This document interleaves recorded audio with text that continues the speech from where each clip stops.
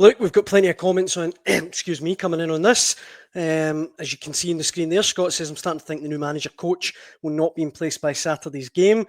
Dale says, Roll is a disaster waiting to happen. 38% win rate. Sheffield Wednesday are a tiny club.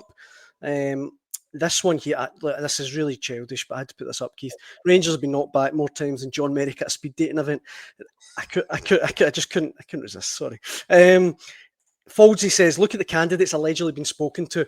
They have Thelwell's fingerprints all over them. Out of work coaches from English football. The American era is going to be non-stop choppy waters. Luke says, we need to back whoever the new manager is, even if it's Danny Rohl. The Great Wall says, Keith, it's not financial, it's Thelwell. Marzuno says, if Rangers go for McInnes, they could get knocked back by 2 Rangers men in a week. And Craig says, Stevie walked away because of the squad and their contracts, overpaid championship players. Great Wall also wants Stephen Robinson. Why is he not being talked about? And David Watson, regular Jambo, simply says, keep away from Derek McInnes.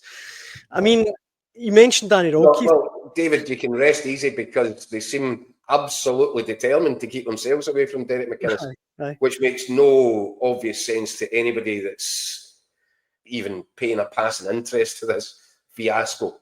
There has been no attempt to reach out to Derek McInnes. There has been no attempt to reach out to Kevin Muscat.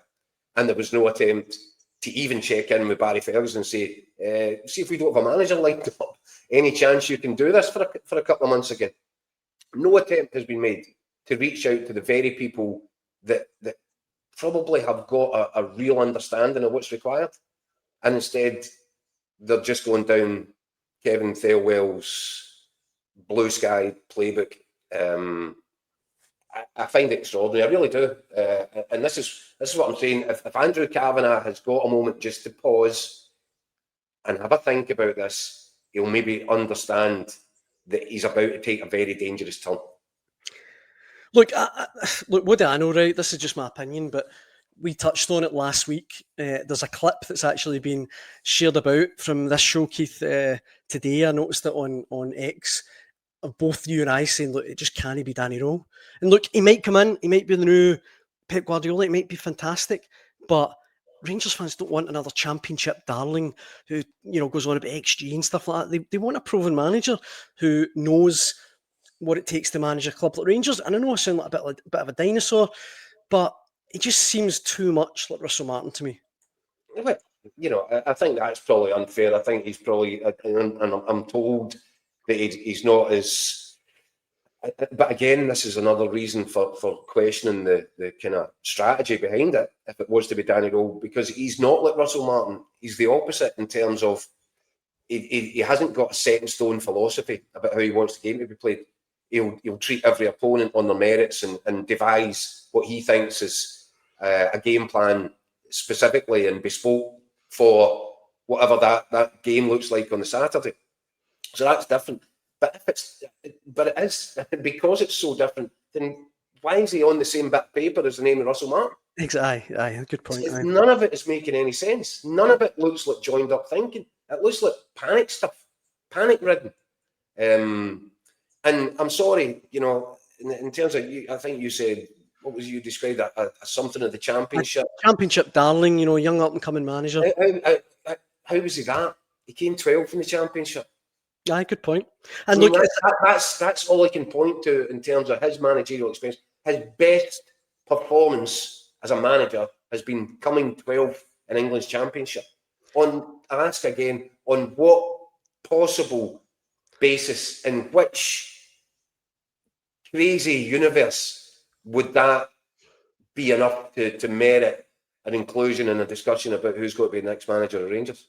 And look, it's a tiny sample size, but Russell Martin Southampton beat his Sheffield Wednesday 4-0.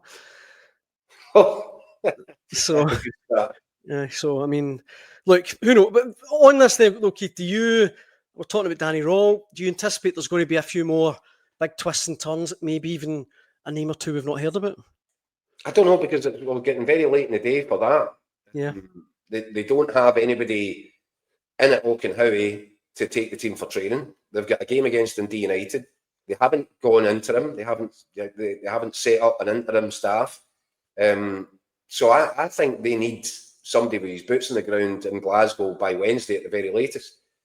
And I think they'll be working towards that. And from everything that we're hearing, even though it defies all logic, Danny Rohl looks to be the Russell Martin of this particular episode of Last Man Standing.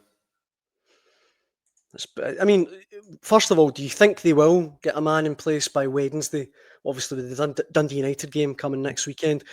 And secondly, I mean, a lot of people just, Great Wall here saying McInnes or Robinson are the only ones that make sense. I get them asking you how long is a piece of string and I'm asking you to look into the future. But do you get any feeling that they might, do a bit of a U-turn and go and say, look, Derek or Stephen, would you be interested? Because this is what I'm trying to explain to you. If they were going to do that, if they were minded to do that, they would have at least reached out by now. There would have been a conversation. Yeah. There's back channeling that goes on with these things. All the information I've got is that there has been no back channeling, no attempt to reach out, not even floating the idea or asking the question. There has been none of that with Derek McInnes. None of it with Muscat. And as I said, the no attempt to say to Barry Ferguson, "Are you going to be available for the next week?" So that leads you to believe that they must be, if they didn't have anybody, one of these calls would have to be getting made. The fact that none of them are getting made kind of suggests to me that they're quite far down the line with somebody else, and that somebody else right now looks like as if it's Danny Rohl. Although who knows, maybe they'll pick another rabbit out the hat. But it looks very much, and this is what I'm struggling with it in terms of when Andrew Kavanagh says that me and Parag, we're the guys, we're going to sort all this out, and all of a sudden they've pivoted back to, well, actually it's Kevin Thelwell's job. Make it make sense. I know.